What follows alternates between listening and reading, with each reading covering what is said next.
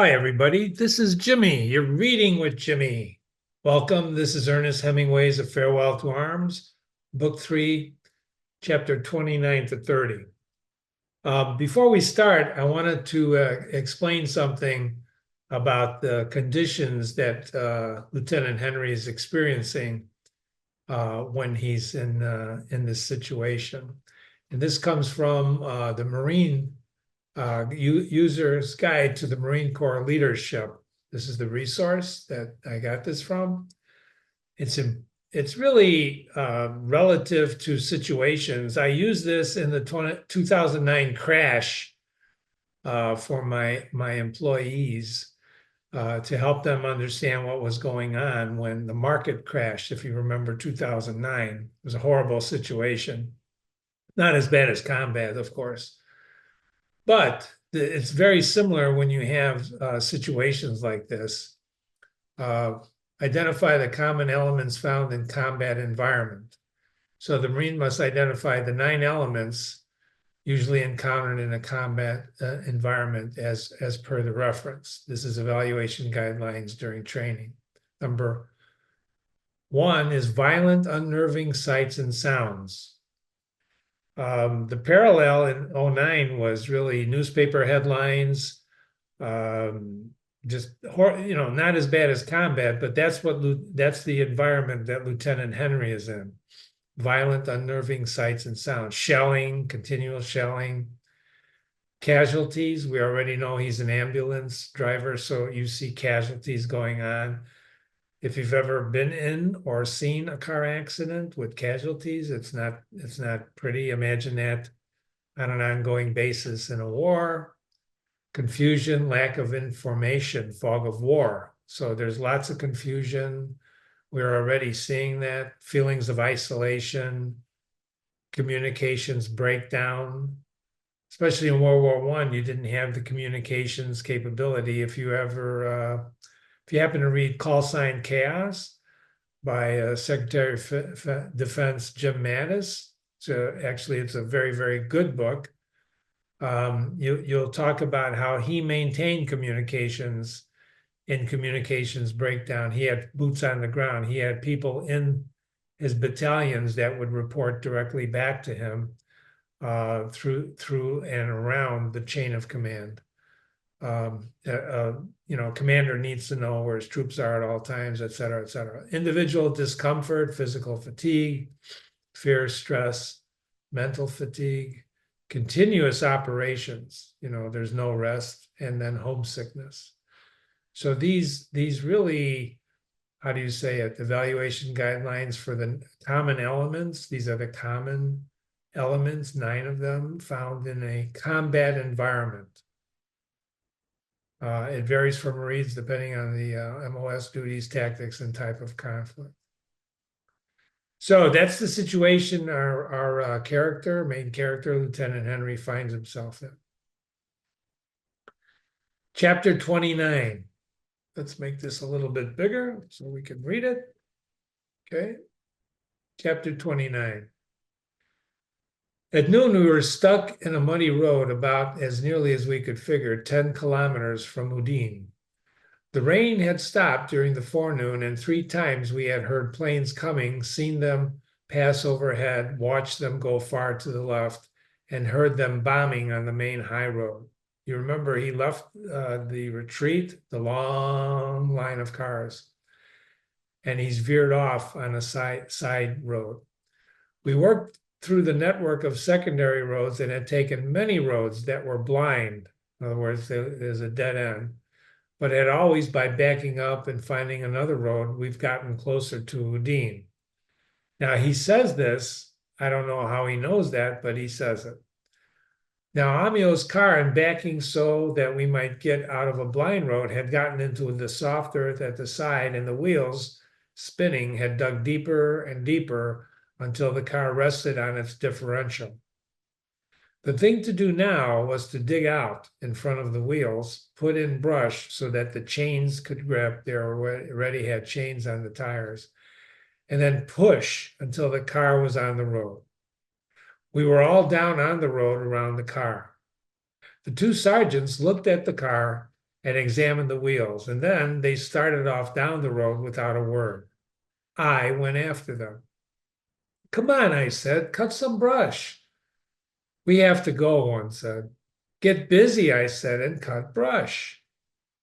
We have to go, one said, and the other said nothing. They were in a hurry to start. They would not look at me. I order you to come back to the car and cut brush, I said. One sergeant turned. We have to go on. In a little while, you will be cut off. You cannot order us. You're not our officer. I order you to cut brush, I said. They turned and started down the road. Halt, I said. They kept down the muddy road and the hedge on either side. I order you to halt, I called. They went a little faster. I opened my holster, took the pistol, aimed at the one who had talked the most, and fired. I missed, and they both started to run. I shot 3 times and dropped one. The other went through the hedge and was out of sight. I fired at him through the hedge as he ran across the field. The pistol clicked empty, and I put in another clip.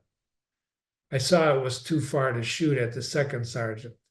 He was far across the field, running, his head held low. I commenced to reload the empty clip. Bonello came up. This is an important scene, ladies and gentlemen. He kills a man, okay, because he won't cut brush to help him get out of a situation to get the truck going. Bonella comes up and says, "Let me go finish him," he said.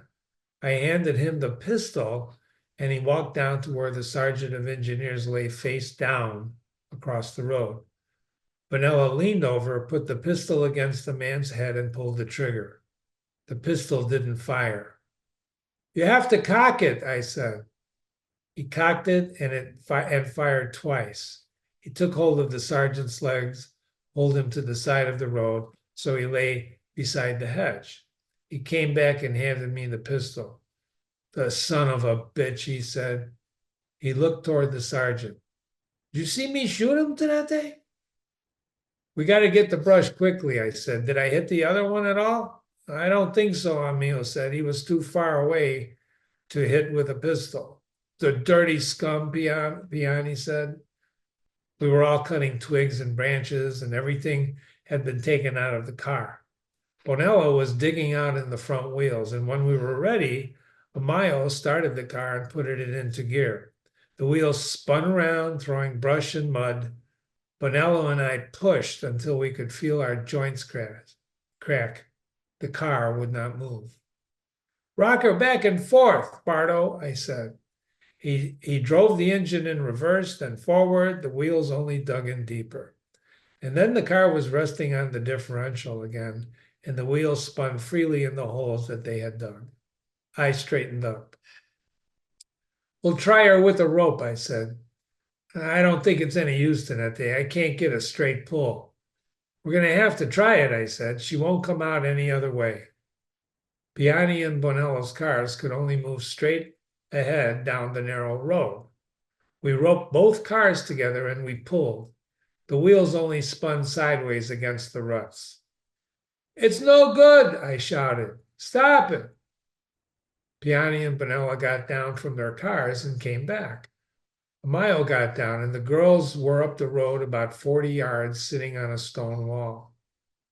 What do you say, Tenente?" Bonello asked. "Well, we'll dig out and try once more with the brush," I said. I looked down the road. It was my fault. I had led them up here. The sun was almost out from behind the clouds, and the body of the sergeant lay beside the hedge. "We'll put his coat and cape under," I said. Bonello went to get them. I cut brush, and Amayo and Piani dug out in front of between the wheels. I cut the cape and then ripped it in two and laid it under the wheel in the mud, and then piled brush for the wheels to catch. We were ready to start, and Amayo got up on the seat and started the car. The wheels spun, and we pushed and pushed, but it wasn't any use. "It's blank," I said. "Is there anything you want in the car, Bardo?" Emil climbed up with Bonello, carrying the cheese and 2 bottles of wine in his cape. Bonello, sitting behind the wheel, was looking through the pockets of the sergeant's coat. Better throw the coat away, I said. What about Bardo's virgins? They can get in the back, Piani said. I don't think we're going far. I opened the back door of the ambulance. Come on, I said, get in. The 2 girls climbed in and sat in the corner. They seemed to have taken no notice of the shooting. I looked back up the road. The sergeant lay in his dirty long-sleeve underwear. I got up with Piani and we started. We were going to try to cross the field. When the road entered the field, I got down and walked ahead. If we could get across, there was a road on the other side. We could not get across. It was too soft and muddy for the cars. And when they finally and completely stalled, the wheels dug into the hubs, we left them in the field and started on foot for Odin. When we came to the road, which led back toward the main highway, I pointed it to the 2 girls. Go down there, I said, you'll meet people. They looked at me. I took my pocketbook and gave them each 10 lira note. Go down there, I said, pointing. Friends, family. They didn't understand, but they held the money tightly and started down the road. They looked back as though they were afraid as I might take the money back. I watched them go down the road, their shawls close to them, looking back apprehensively at us. The 3 drivers were laughing. How much will you give me to go in that direction, Tenente? Bonello asked. They're better off in a bunch of people than alone if they catch them, I said. Give me 200 lira and I'll walk straight back toward Austria, Bonello said. They would take it away from you, Piani said. Well, maybe the war will be over, Emilio said. We were going up the road as fast as we could. The sun was trying to come through. Beside the road were mulberry trees. Through the trees, I could see our 2 big moving vans of cars stuck in the field. Piani looked back too. They're going to have to build a road to get them out, he said. I wish to Christ we had bicycles, Bonello said. Do they ride bicycles in America? Miles said. They used to. Here it is a great thing, Emil said. A bicycle is a splendid thing. I wish to Christ we had bicycles, Bonello said. I'm not a walker. Is that firing? I asked. I thought I could hear firing a long way away. I don't know, Emil said. He listened. I think so, I said. The first thing we will see will be the cavalry, Piani said. I don't think we've got any cavalry. I hope to Christ not, Bonello said. I don't want to be stuck on a lance by any cavalry. You certainly shot that sergeant, Tenente, Piani said. We were walking fast. I killed him, Bonello said. I never killed anybody in this war. In all my life, I wanted to kill a sergeant. You killed him on the sit, all right, Piani said. He wasn't flying very fast when you killed him. Never mind. That's one thing I can always remember. I killed that blank of a sergeant. Fill in the blank. What will you say in confession, Emilio said. I'll say, bless me, Father, I killed a sergeant. And they all laughed. He's an anarchist, Piani said. He doesn't go to church.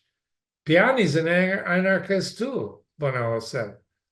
Are you really anarchists? I asked. No, Tenente, we're socialists. We come from Imola. Haven't you ever been there? No, I said. By Christ, it's a fine place, Tenente. You come there after the war, and we'll show you something. Are you all socialists? Everybody. Is it a fine town? Wonderful. You never saw a town like that. Well, how did you get to be socialists? We're all socialists. Everybody's a socialist. We've always been socialists. Come, Tenente, we'll make you a socialist too. Ahead, the road turned off to the left, and there was a little hill, and beyond the stone wall, an apple orchard. As the road went uphill, they stopped talking. We walked along together, all going fast against time. So chapter 29, I nicknamed it The Shooting because this is very important.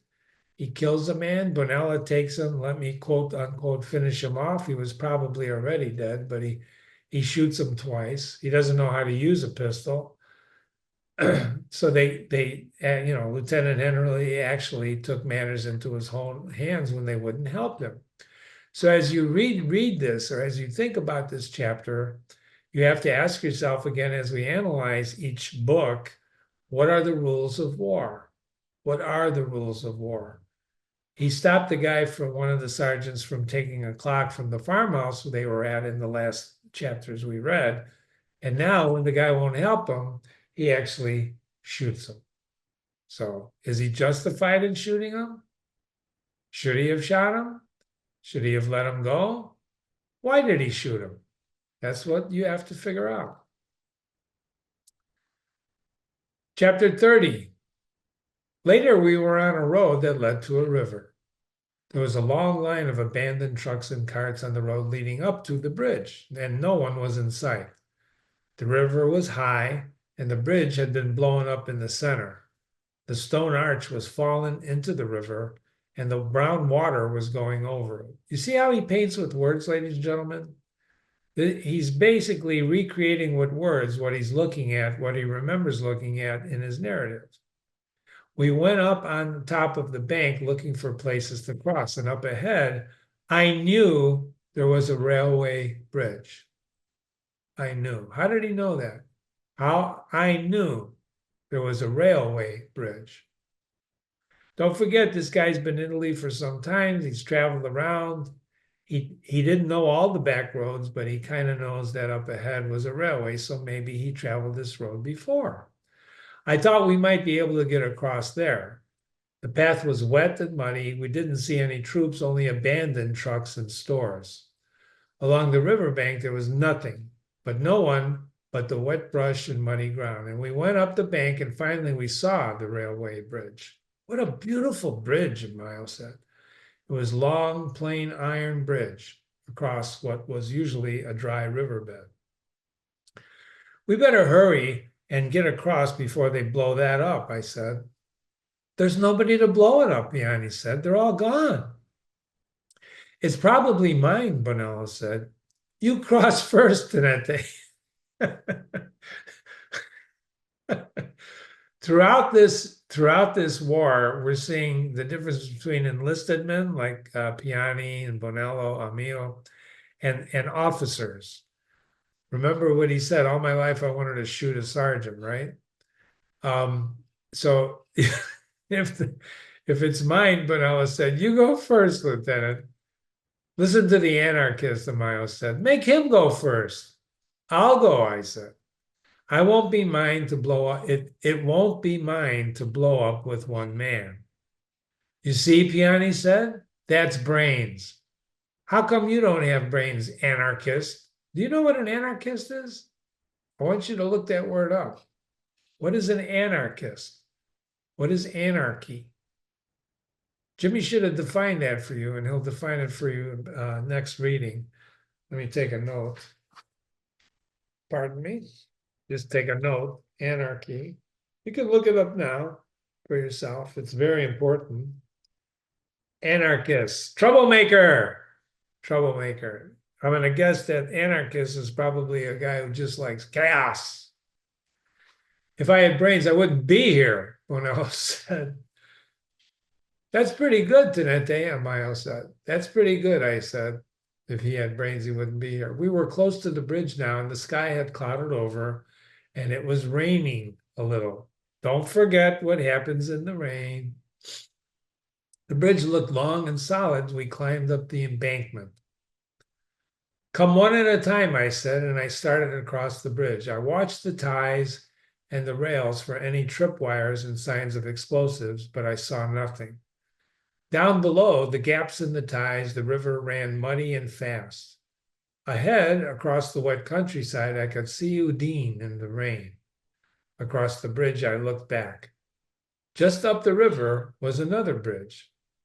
As I watched, a yellow, mud-colored motor car crossed it. The sides of the bridge were high, and the body of the car, once on it, was out of sight. Okay, the car that he saw was a yellow, mud-colored motor car.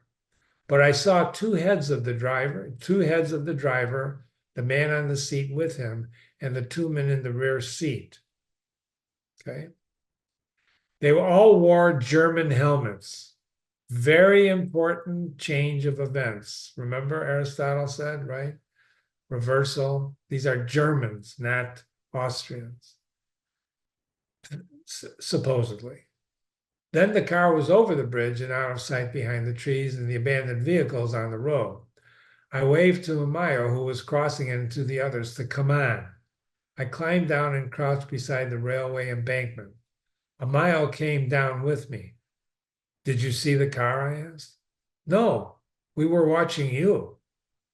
It's a German staff car that crossed the upper bridge, I said. A staff car? Yes. Holy Mary, Amayo said. The others came and we all crouched in the mud behind the embankment and we looked across the rails at the bridge, the line of trees, the ditch, and the road. Do you think we're cut off then, Tenete? I don't know, I said. All I know is a German staff car went along that road.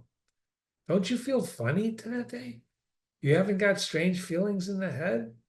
So they're questioning what he saw. Don't be funny, Bonello. What about a drink, Piani said. If we're cut off, we might as well have a drink. He unhooked his canteen and uncorked it. Look, look, Miles said, and he pointed toward the road. Along the top of the stone bridge, we could see German helmets moving. They were bent forward and they moved smoothly, almost supernaturally, along. Then they came off the bridge. We saw them. They were bicycle troops. I saw the faces, bicycle. Remember, they really wanted a bicycle? I saw the faces of the first two. They were ruddy and healthy looking.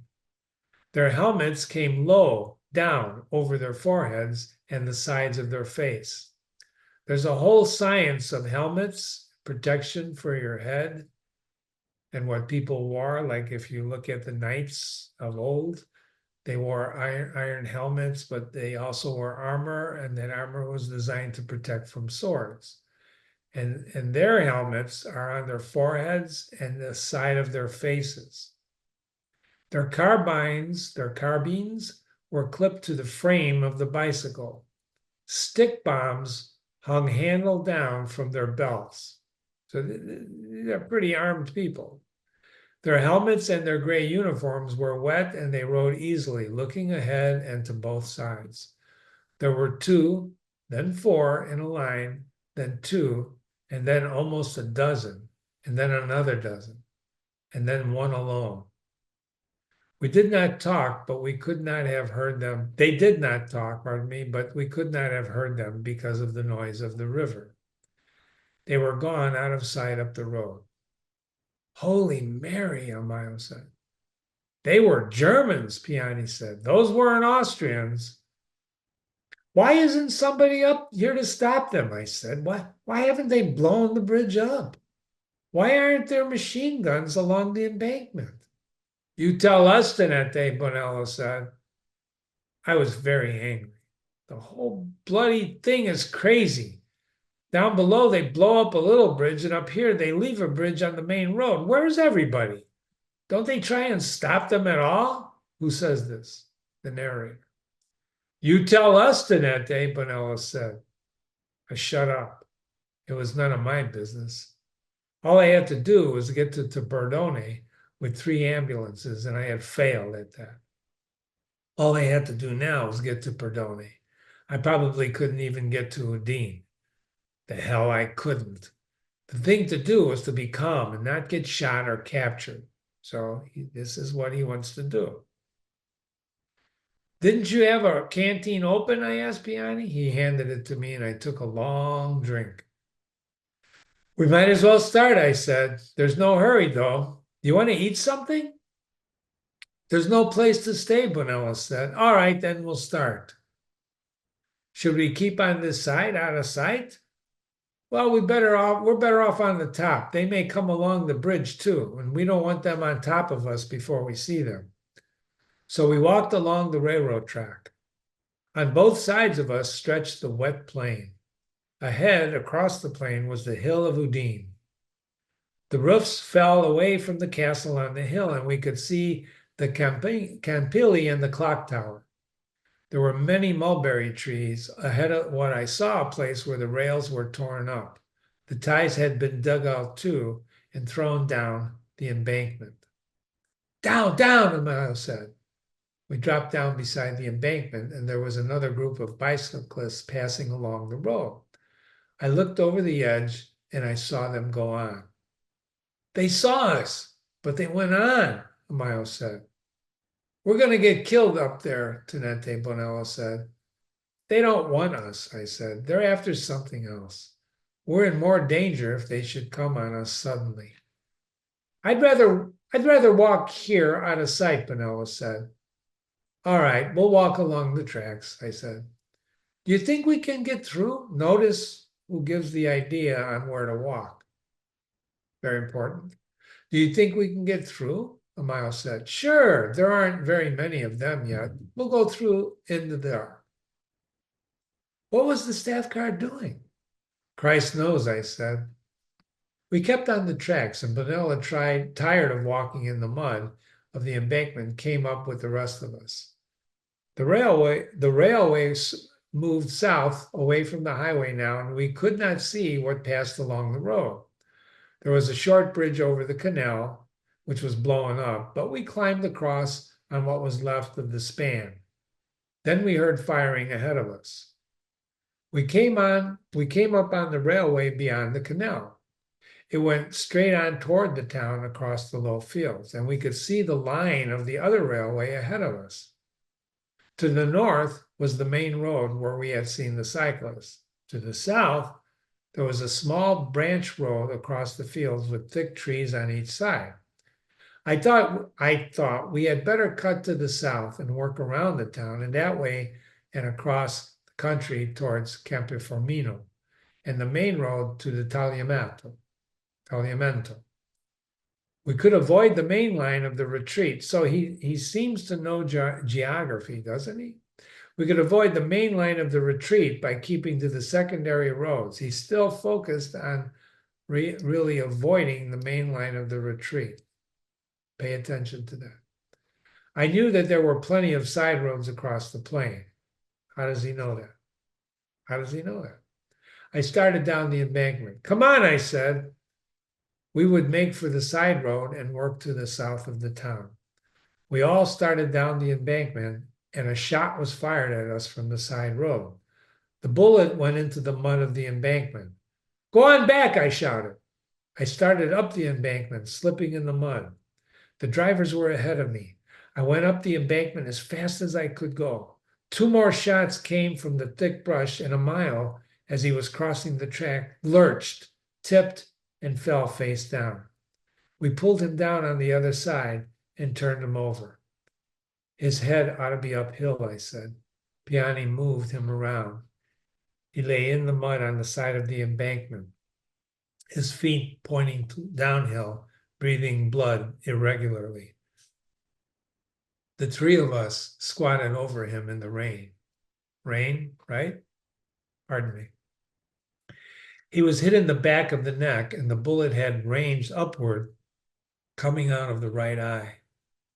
He died while I was stopping up the tool holes. Piani laid his head down, wiped his face with a piece of emergency dressing, and then let it alone. Fill in the blank, he said. They were not Germans, I said. There can't be any Germans over there. Italians, Piani said, using the word as an epithet. Italiani. Bonello said nothing. He was sitting beside Emilio, not looking at him. Piani picked up Emilio's cap, where it had rolled down the embankment, and put it over his face. He took out his canteen. Do you want a drink? Piani handed Bonello the canteen. No, Bonello said. He turned to me. That might have happened to any of us at any time on the railroad tracks, he said. No, I said. It was because we started across the field. Bonello shook his head. Emil's dead, he said. Who's dead next, Tenente? Huh? Where do we go now? Those were Italians that shot, I said. They were not Germans. And I suppose if they were Germans, they would have killed all of us, Bonello said. We are in more dangers from Italians than Germans, I said. The rear guard are afraid of everything, and the Germans know what they're after. Yeah, you reason it out, Tenente, Bonello said. Well, where do we go now? Piani said. We better lie up someplace until it's dark, I said. If we could get south, we'd be all right. They'd have to shoot all of us to prove that they were right the first time, Bonello said, and I'm not going to try them. We'll find a place to lie up as near as Udine as we can get, and then we'll go through when it's dark. Well, let's go then, Bonello said. We went down the north side of the embankment. I looked back. A mile lay in the mud with the angle of the embankment. He was quite small, and his arms were by his side, his puttee-wrapped legs and muddy boots together, his cap over his face. He looked very dead. It was raining. So Lieutenant Henry's saying that they were shot, Amayo was shot, they were shooting, the Italians were shooting at them. Fog of war, chaos, right? Lack of communications. They don't know who these people are coming down the embankment towards their positions. I had liked him as well as anyone I ever knew. Amayo. I had his papers in my pocket and I would write to his family. Ahead across the field was a farmhouse. There were trees around it, and the farm buildings were built against the house. There was a balcony along the second floor held up by columns.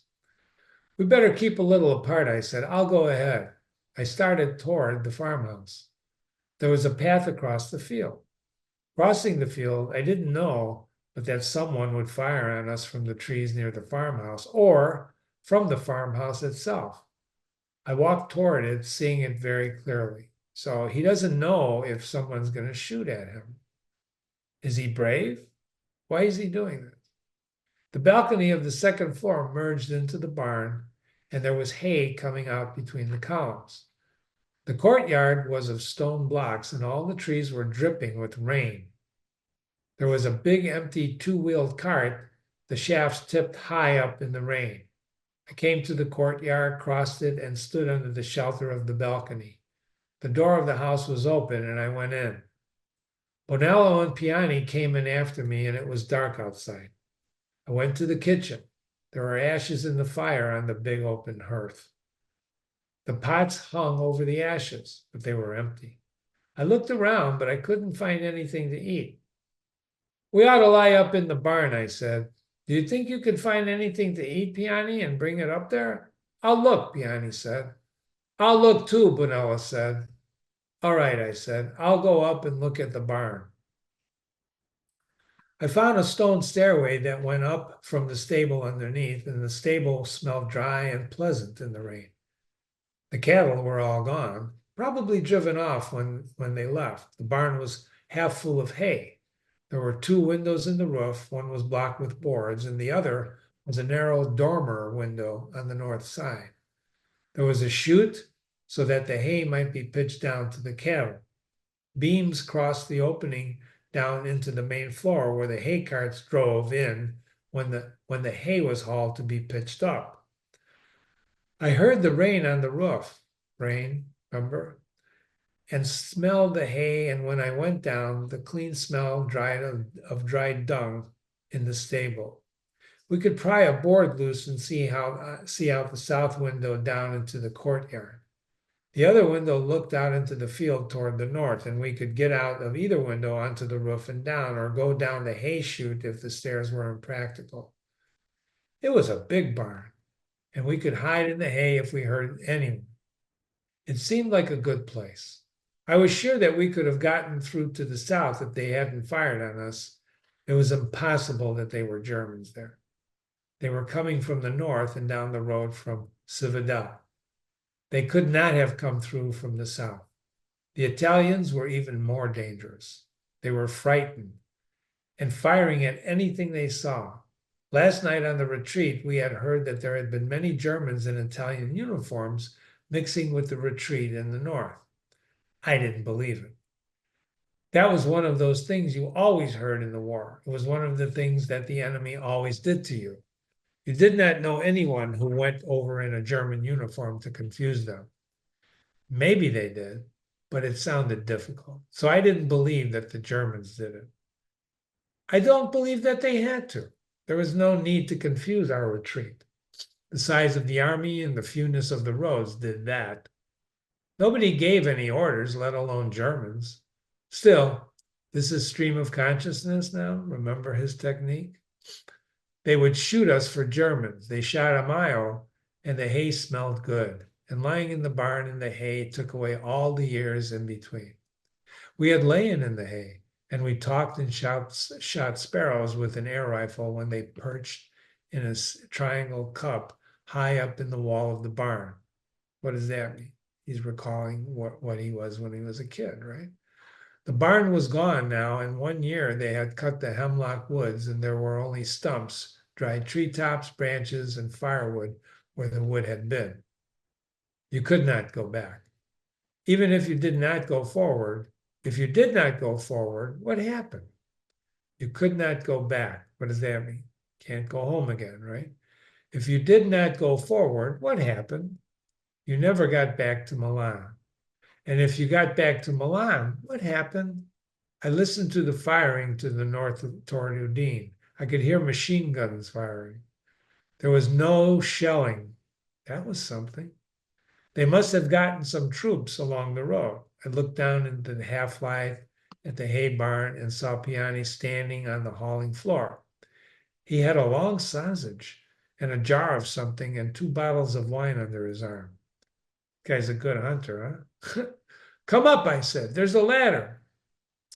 Then I realized I should help him with the things, and so I went down. See what I'm saying? Remember what we were saying? Let's watch this guy. Who does he care about? Right? Here, come on up, he says. And then I realized I should help him. Really? I was vague in the head from lying in the hay. So he's blaming lying in the hay, and I had been nearly asleep. Where's Bonello? I asked.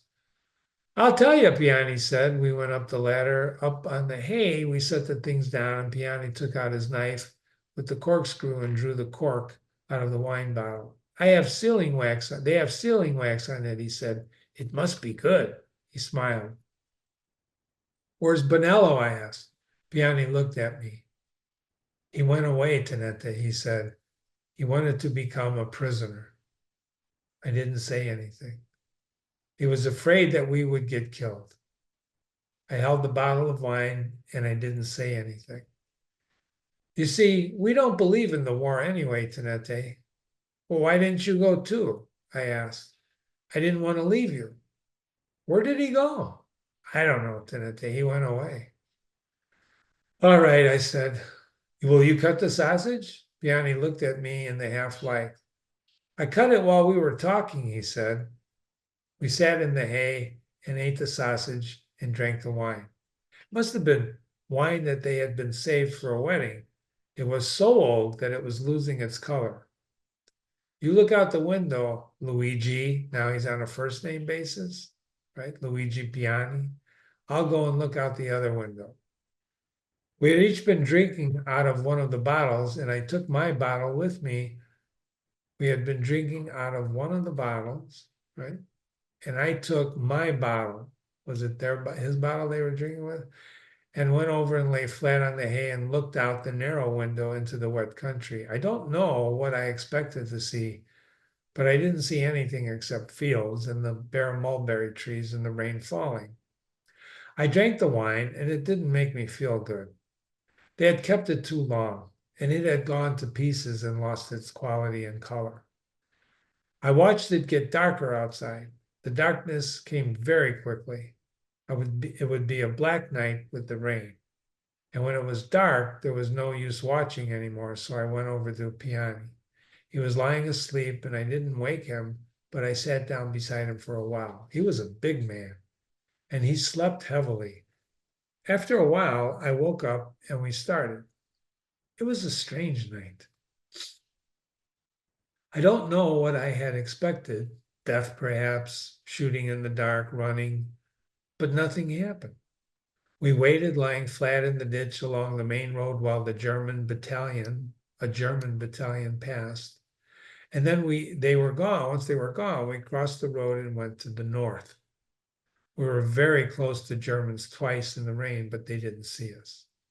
We got past the town to the north without seeing any Italians. And then after a while, we came upon the main channels of the retreat and walked all night towards Tagliamento. I hadn't realized how gigantic the retreat was. The whole country was moving, as well as the army. We walked all night, making better time than the vehicles, and my legs ached. My leg ached, his wounded leg, as I was tired, but we made good time. It seemed so silly for Bonella to have decided to be taken prisoner. There was no danger. We had walked through 2 armies without incident. If Amayo had not been killed there would never have seemed to be any danger. No one had bothered us when we were in plain sight along the railway. The killing came suddenly, unreasonably. I wondered where Bonello was. How do you feel, Tenente? Piani asked. We were going along the road, crowded with vehicles and troops. Fine, I said. I'm tired of walking. Well, all we have to do is walk now, I said. We don't have to worry. Bonello was a fool. He was a fool, all right, I said. What will you do about him, Tenente? Well, I don't know. What will you do about him? Can't you just put him down as taken prisoner? I don't know. If you see, the war went on and they would make bad trouble for his family. If the war goes on, they would make bad trouble for his family. The war won't go on, a soldier said. We're going home. The war is over. Everybody's going home. We're all going home. Come on, Tenente, Piani said. We wanted to get past them. Tenente, who's a Tenente? A Basso Gi official, an official, an army copper. Down with the officers. Piani took me by the arm. I better call you by your name, he said. They might try and make trouble. They've shot some officers. We worked past them. We worked up past them. I won't make a report that will make trouble for his family. I went on with our conversation. If the war is over, it makes no difference, Piani said. But I don't believe it's over. It's too good that it should be over. We're going to know pretty soon, I said. Well, I don't believe it, Piani said. They all think it's over, but I don't believe it. Viva la pace, the soldiers shouted. We're going home. It would be fine if we all went home, Piani said. Wouldn't you like to go home? Yes, I said. We'll never go. I don't think it's over. Andiamo a casa, the soldier shouted, going home. They throw away their rifles, Piani said. They take them off and drop them down while they're marching, and then they shout. They ought to keep their rifles, I said. They think that if they throw away their rifles, they can't make them fight. In the dark and in the rain, making our way along the side of the road, I could see that many troops still had their rifles. They stuck up above the capes. What brigade are you? An officer called out. Brigata di Pace, someone shouted. The Peace Brigade. The official said nothing. What does he say? What does the officer say? Down with the officer! Viva la pace! Come on, Piani said. We passed 2 British ambulances abandoned in the block of the vehicles. They're from Gorzia, Piani said. I know those cars. They got further than we did, I said. They started earlier. I wonder where the drivers are. They're up ahead, probably, I said. The Germans have stopped outside Udine, I said. These people will all get across the river. Yes, Piani said, and that's why I think the war will go on. The Germans could come on, I said. I wonder why they don't come on. I don't know, Piani said. I don't know anything about this kind of war. They may have to wait for their transport, I suppose, I said. I don't know, Piani said. Alone, he was much gentler than when he was with the others. When he was with the others, he was a very rough talker. Are you married, Luigi? You know I'm married, he says. Right, Piani says. Is that why you don't want to be a prisoner? That's one reason. Are you married, Tenente? No. No. No. Really? Neither is Bonello. You can't tell anything by a man being married, but I should think that a married man would want to get back to his wife, I said. I would be glad to talk about wives. Yes. How are your feet? They're sore enough. Before daylight, we reached the bank of the Tagliamento and followed down along the flooded river to the bridge where all the traffic was crossing. They ought to be able to hold at this river, Piani said. In the dark, the flood looked high. The water swirled and it was wide. The wooden bridge was nearly 3/4 of a mile across, and the river, that usually ran in narrow channels in the wide stony bed far below, was close to the wooden planking. We went along the bank and then worked our way into the crowd that were crossing the bridge. Crossing slowly in the rain a few feet above the flood, pressed tight in the crowd, the box of an artillery caisson just ahead, I looked over to the side and I watched the river. Now that we could not go at our own pace, I felt very tired. There was no exhilaration in crossing this bridge. I wondered what it would be like if a plane bombed it in the daytime. Piani, I said. Here I am, Lieutenant Giannetti. He was a little ahead in the jam. No one was talking. We were all trying to get across as soon as they could, thinking only of that. We were almost across, and at the far end of the bridge, there were officers and carabinieri standing on both sides, flashing lights. I saw them silhouetted against the skyline. As we came close to them, I saw one of the officers point to a man in the column. A carabinieri went in after him and came out holding the man by the arm. He took him away from the road. We came almost opposite them, and the officers were scrutinizing everyone in the column, sometimes speaking to each other, and then others going forward to flash a light in someone's face. They took some of them else just before we came opposite them, and then I saw the man. He was a lieutenant colonel.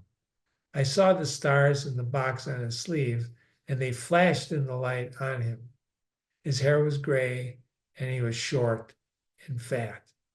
The carabinieri pulled him into the line of officers.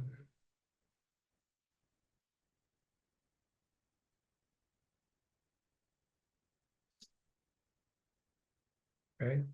The carabinieri pulled him in behind as we opposed him. I saw one or two of them look at me, and then one point at me and spoke to a carabinieri. I saw the carabinieri start for me, come through the edge of the column toward me, and then I felt him take me by the collar. What's the matter with you? I said, and I hit him in the face. I saw his face under the hat, upturned mustaches and blood coming down his cheek. Another one dove in toward us. What's the matter with you? I said. He didn't answer. He was watching a chance to grab me. I put my arm behind me to loosen my pistol. Don't you know you can't touch an officer? The other one grabbed me from behind, pulled my arm up so that it twisted in its socket. I turned with him, and the other one grabbed me around the neck. I kicked his shins and got my left knee into his groin. Shoot him if he resists, I heard someone say. What's the meaning of this? I tried to shout, but my voice was not very loud. They had me at the side of the road now. Shoot him if he resists, an officer said. Take him back over. Who are you? You'll find out. Who are you? Battle police, another officer said. Why don't you ask me to step over instead of having one of these airplanes grab me? They didn't answer. They didn't have to answer. They were battle police. Take him back there with the others, the first officer said. You see? He speaks Italian with an accent. Well, so do you. And you fill in the blank, I said. Take him back with the others, the first officer said. They took me down behind the line of officers below the road toward a group of people in the field by the riverbank. As we walked toward them, shots were fired. I saw flashes of the rifles and I heard the reports. And we came up to the group, and there were 4 officers standing together with a man in front of them with a carabinieri on each side. A group of men were standing guarded by the carabinieri. Four other carabinieri stood near the questioning officers, leaning on their carbines. They all wore the white-hatted carabinieri. Those are the white hats that these carabinieri, the police wear. The two who had shoved me in with the group were waiting to be questioned. I looked at the man that the officers were questioning. He was the fat, gray-haired little lieutenant colonel that they had taken out of the column. The questioners had all the efficiency, coldness, and command of themselves of Italians who are firing and not being fired on. Your brigade, he told them. Regiment, he told them. Why are you not with your regiment? He told them. Do you not know that an officer should be with his troops? He did.